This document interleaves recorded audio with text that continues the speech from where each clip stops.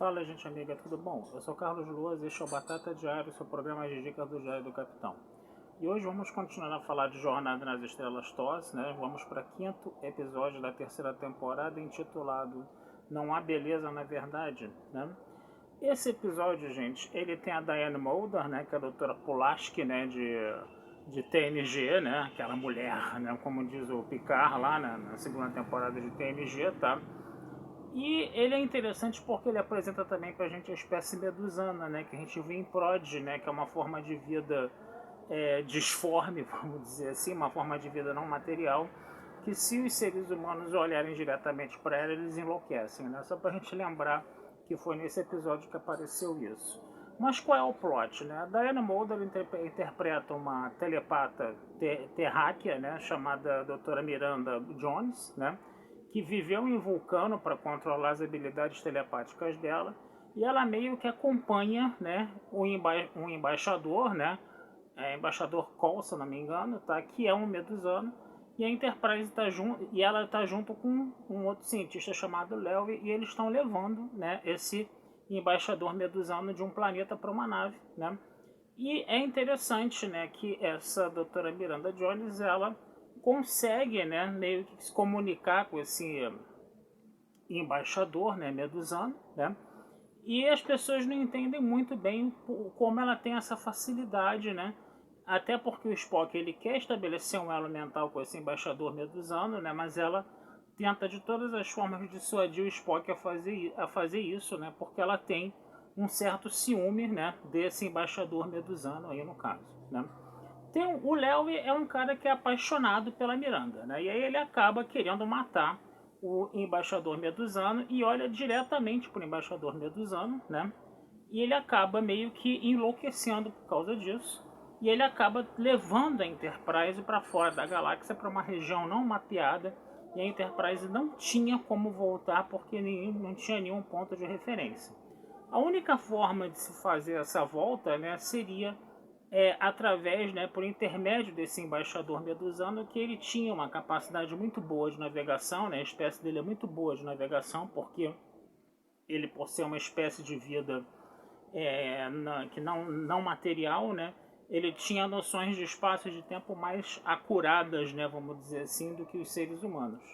E aí era necessário o Spock fazer um elo mental com o medusano, né, para poder voltar, entendeu? Para a nave poder voltar à galáxia. É claro que a Miranda não aceitou isso, né? Que a Miranda achou que isso ia ser uma coisa muito perigosa, coisa e tal, né?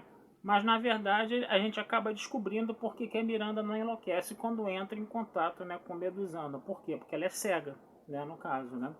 E ela não tem a capacidade de fazer esse elo mental com o medusano e fazer a navegação ao mesmo tempo que ela não consegue enxergar, mesmo que a roupa dela, né, seja cheia de sensores e ajude ela, entendeu, a substituir um pouco essa visão aí no caso, né. Mas aí, né, ela vai conversar com o Cole, no caso, né, acho que é Cole, Kroll, não me lembro agora o nome do embaixador. E aí o que acontece? O Cole fala, não, o Spock tem que fazer o elo mental comigo, ela acaba aceitando isso, né? E aí o Spock faz o elo mental, né? O Spock, lembrando sempre, né, que ele usava um óculos, né, vermelho enorme, né, para poder não enlouquecer. Tinha um óculos lá que filtrava, né, a luz lá do medusano para não enlouquecer, né? Parecia até aqueles óculos enormes que você usava na década de 80, né? O Renato Gaúcho na época usava vários óculos desse tipo. E aí o que vai acontecer? O Spock vai fazer o elo mental, ele vai ficar. O Kroll vai entrar no corpo do Spock, o Kroll vai ficar maravilhado, né, com essa coisa, né, de ter um corpo físico, né, que ele percebeu que as pessoas eram muito solitárias, coisa e tal, porque viviam dentro daquela casca autossuficiente, completamente isolada, né, bababá, coisa e tal. E aí o que faz? Aí ele faz a navegação, né, e volta, né? E eles voltam para a galáxia, entendeu? No caso, né? E é o Kirk fala, agora o elo tem que ser desfeito, né? Aí o Kroll vai desfazer o elo, só que ele esquece de botar o óculos. E no que ele esquece de botar o óculos, o Spock acaba meio que enlouquecendo. E a única pessoa que poderia fazer com que o Spock voltasse, entendeu, ao normal, seria a doutora Miranda, né? Mas a doutora Miranda, carregada de ciúmes lá com o nosso embaixador, né, de repente ela não facilitaria para o Spock voltar ao normal, coisa e tal, porque o Spock também queria fazer um elo mental com ele.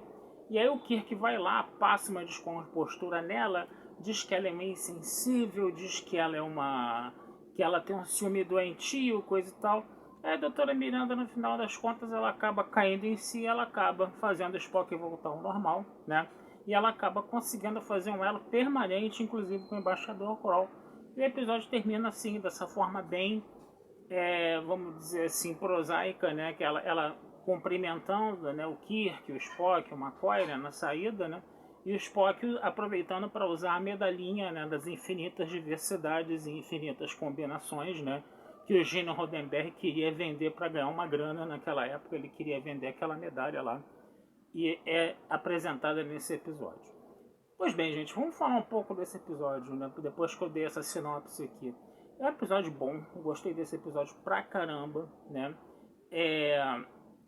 O mais interessante nessa história toda é que com relação à personagem, né, que a Diana Muldaur está interpretando, a doutora Miranda Jones, né, que é uma personagem feminina muito forte, é uma personagem feminina muito carismática, né, que é uma personagem que sabe o que quer, que não se deixa levar pelos encantos de macho alfa do Capitão Kirk. É uma coisa muito interessante isso, né? E que ela realmente, entendeu? Ela tem aquela atração, aquele amor, talvez platônico, não sei, pelo embaixador, né, medusano, né? E ela não abre mão disso, né? E aí ela acaba ficando até muito ciumenta, muito possessiva com relação a isso. E é interessante que o Capitão Kirk vai dar um esporro de macho alfa nela, dizendo que ela é insensível, que ela não sei o que, coisa e tal, que ela era ciumenta demais, que a feiura estava dentro dela porque era ciumenta. Vai usar aqueles argumentos altamente misóginos, né? Vamos ser bem sinceros aqui, né? Porque ela está sendo egoísta demais, que não sei o que.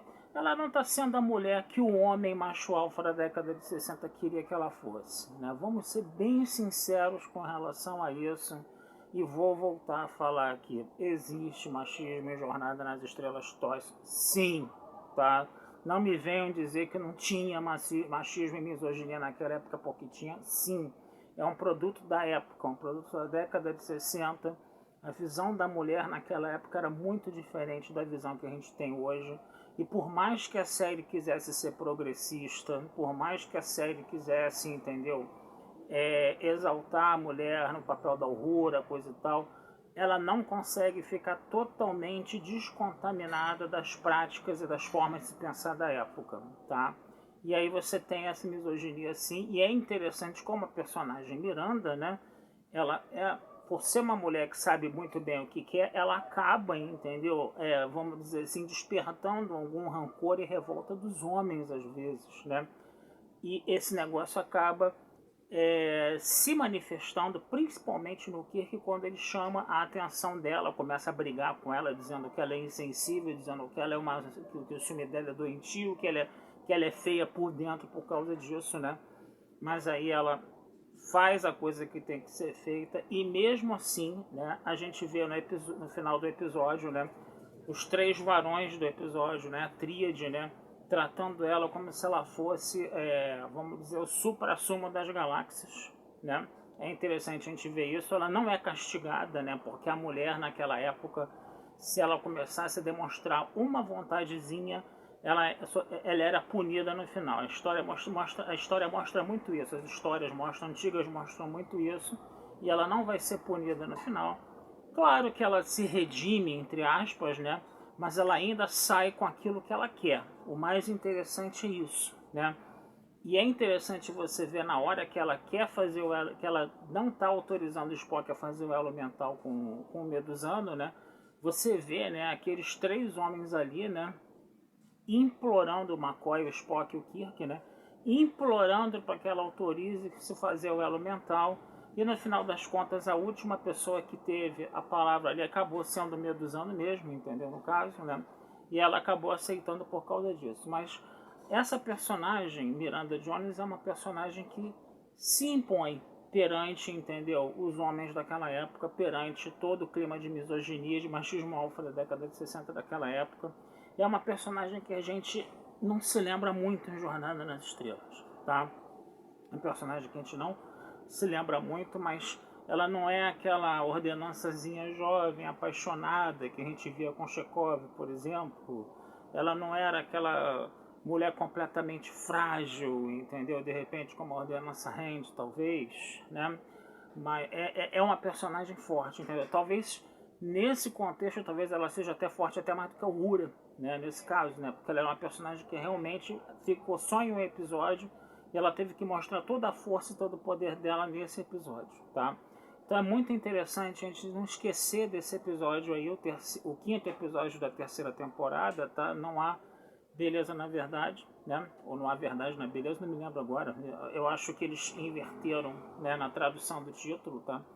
Que é o quinto episódio da terceira temporada pela numeração do Netflix. Tá certo, gente? Então, recomendo que vocês revejam esse episódio, tá? Com esses olhos agora, tá? Que é um episódio bom da terceira temporada, que é uma coisa um pouco rara, né?